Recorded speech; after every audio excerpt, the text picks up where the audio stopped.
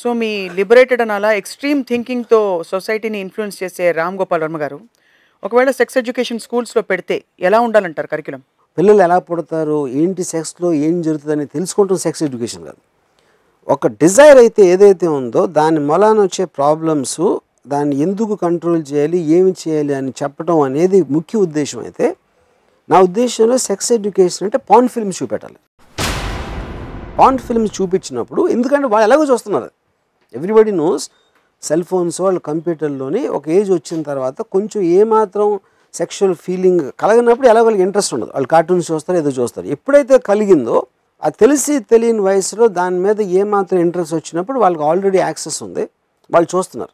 అప్పుడు అది చూపించి అది చూడటానికి వాళ్ళ కోరిక ఎందుకు కలిగింది, ఆ కోరిక కలిగిన మూలాన ఇలా చూసిన మూలం మీకు ఒక రాంగ్ ఇంప్రెషన్ వస్తుంది. అంటే ఇప్పుడు ఉదాహరణకి ఒక యాక్షన్ ఫిల్మ్ చూపించి మనం ఇందాక నేను చెప్పినట్టు ఒక వేస్తారు, వద్దు ఇలాంటివి చేయొద్దు, చేస్తే మీకు నొప్పి తెలుస్తుంది, ఎవరన్నా కొడితే వాడికి నొప్పి పెడుతుంది, ఇలాగ అది మీరు ఆ సినిమా చూపించి దానికి సంబంధించిన ఇది చూపించి చెప్తారు. అలాగే పార్న్ ఫిల్మ్ అనేది నా ఉద్దేశంలో యాక్షన్ ఫిల్మ్ అనేది పవర్కి ఎలాగో ప్రతీక, ఒక ఫ్యాంటసీకి పార్న్ ఫిల్మ్ అనేది సెక్షువల్ డిజైర్కి ప్రతీక. అది అప్పుడు అదే చూస్తున్నారు కాబట్టి దాన్నే చూపించి దాంట్లో ఉన్న ఫాల్ట్స్, దాంట్లో ఉన్న ఫ్యాంటసీ ఎలిమెంట్స్, దాంట్లో ఏది ఒక రాంగ్ మెసేజ్ వస్తుంది, ఏది కరెక్ట్గా తీసుకోవాలి అనేది ఎక్స్ప్లెయిన్ చేయడం అనేది నిజమైన సెక్స్ ఎడ్యుకేషన్.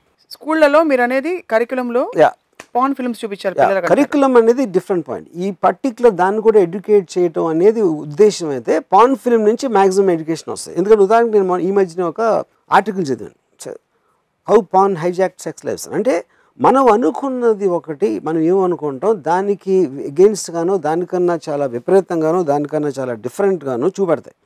అది చూసినప్పుడు ఇదే కరెక్టా, ఇదే అసలు సెక్సా అని వాళ్ళు అనుకున్నప్పుడు అది తీసిన వెనకాల వాళ్ళ ఉద్దేశం, అది ఎందుకు కరెక్ట్ కాదు లేకపోతే ఎందుకు కరెక్ట్ అనేది వాళ్ళు చూసే దాన్ని ఎక్స్ప్లెయిన్ చేయాలి. కానీ వాళ్ళు చూడని దానితో డయాగ్రామ్ వేసి చేస్తే వాళ్ళు ఎలాగో చూడలేదు. ఆ డయాగ్రామ్స్ అది వాళ్ళకు టెక్స్ట్ బుక్ లాగా ఫీల్ చేయకూడదు. వాళ్ళకు ఉన్న ఒక అంటే డ్రింకింగ్ గురించి చెప్పబడుతుంది, మీరు డ్రింక్ చేస్తే ఒక హై వస్తుంది, కానీ ఆ డ్రింక్ చేసినప్పుడు ఇప్పుడు ఇట్లా అవుతుంది, అది ఎందుకో ఒక మోతాదులో ఉండాలి, దానికన్నా ఎక్కువ ఉంటే ఇది అవుతుంది మనం ఎలా అయితే చెప్తామో, ఏదైతే వాళ్ళు చూడాలనుకుంటున్నారో చూస్తున్నారో దాన్నే ఉదాహరణగా తీసుకుని చెప్పాలి. మీరు బై మిస్టేక్ కూడా తమిళనాడు వెళ్ళి ఇలాంటివని చెప్పకండి.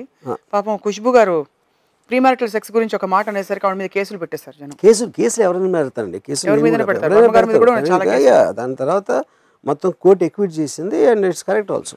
Can you stand face to face and say the same thing to a set of very religiously charged up parents?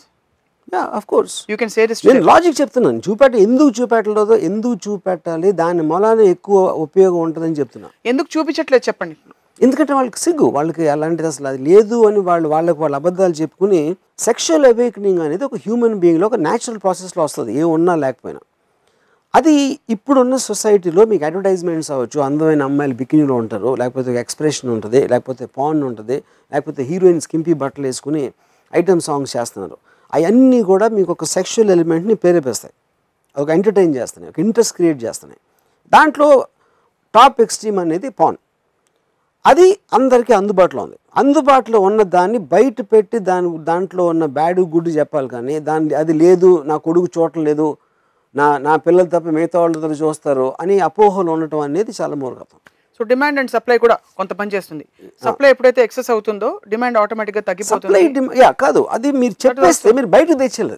ఇప్పుడు అందుకని ఎక్కడెక్కడ మీకు సెక్షువల్ ఫ్రీడమ్ ఉన్న కంట్రీస్ ఉన్నాయో క్రైమ్ రేట్ కానీ అది అందరికీ తక్కువ ఉండడానికి అది రీజన్. ఇది సైంటిఫిక్లీ ప్రూవ్డ్ రిసర్చ్ డేటా. ఇది you're talking of crime rate in general, sexual crime also.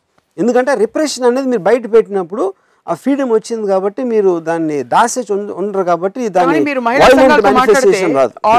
Organisations who fight against these rapes internet లో ఈ రోజు విచ్చలవిడిగా ఈ వెస్టర్న్ కల్చర్ వచ్చేసి పాకేసి దీని వల్ల టీవీలో బూతులు, సినిమాలో బూతులు ఇవే చూపిస్తున్నారు. అది వాళ్ళకి తెలియని తనం వలన. ఎందుకంటే వాళ్ళు ఎవ్వరు కూడా నేను అనుకుంటా ఒక సైంటిఫిక్ రీసెర్చ్ అనేది ఎలా జరుగుతుంది అనేది వాళ్ళకి మీనింగ్ కూడా తెలియదు. వాళ్ళు చదివేంత వాళ్ళకి నాలెడ్జ్ ఉంటుంది అనుకోని నేను అనుకోను. ఎందుకంటే చాలా క్లియర్గా మనుషులందరూ అన్ని చోట్ల ఒకటే. మీరు డేటా చూసుకోమన్నా, డేటాలో మీరు డేటా చెప్పాలి కానీ ఊరికైనా అరిసి అలా చేస్తే అవ్వదు. ఓకే చెప్పారు, ఇందాక నేను ఎగ్జాంపుల్ ఇచ్చాను. ఒక ఎగ్జాంపుల్ ఏమి ఇచ్చాను, ఇలాంటి బొమ్మలు వచ్చేస్తున్నాయి, బూతు సినిమాలు వస్తున్నాయి అని చెప్పిన వాళ్ళే అదే కంట్రీలో సన్నీ లియోన్ సినిమా 50 కోట్లు థియేటర్లో కలెక్ట్ చేస్తుంది. అంటే ఏంటి దాని అర్థం ఏంటి? ఈ మహిళా సంఘాలు ఎవరెవరైతే ఉన్నారో వాళ్ళందరూ కలిపి మొత్తం దేశంలో అందరినీ కలిపినా కూడా ఒక థియేటర్ అంటారు, ఒక షో.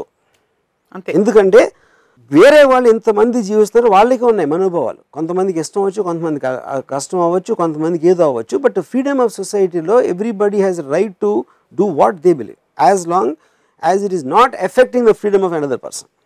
దాన్ని రిస్ట్రిక్ట్ చేయటం అనేది తప్పదు. సో అది వర్మ గారు ఇచ్చే సొల్యూషన్. రైట్. ఇది రామ్ గోపాల్ వర్మ గారి ఐడియాలజీ. ఈరోజు వివాదాస్పద అంశం గురించి మాట్లాడడం కానీ దీని వెనకుండే ఉద్దేశం మాత్రం ఖచ్చితంగా ఒక ఐడియాలజీని, ఒక ఇజంని బయటపెట్టే ప్రయత్నం మాత్రమే. సో సమాజంలోని విలువల్ని కానీ మారల్స్ని కానీ ప్రశ్నించి, నా ఉద్దేశం మాత్రం సెక్స్ కన్నా బ్యూటిఫుల్ థింగ్ గాడ్ క్రియేట్ చేయలేదు అని చెప్పడం. మీ ఉద్దేశం అదే ఉండొచ్చు, నా ఉద్దేశం మాత్రం ఇదే. ఓకే, మా ఉద్దేశం చెప్పాం, వర్మ గారు ఉద్దేశం చెప్పారు. Stay tune to రామోయిజం.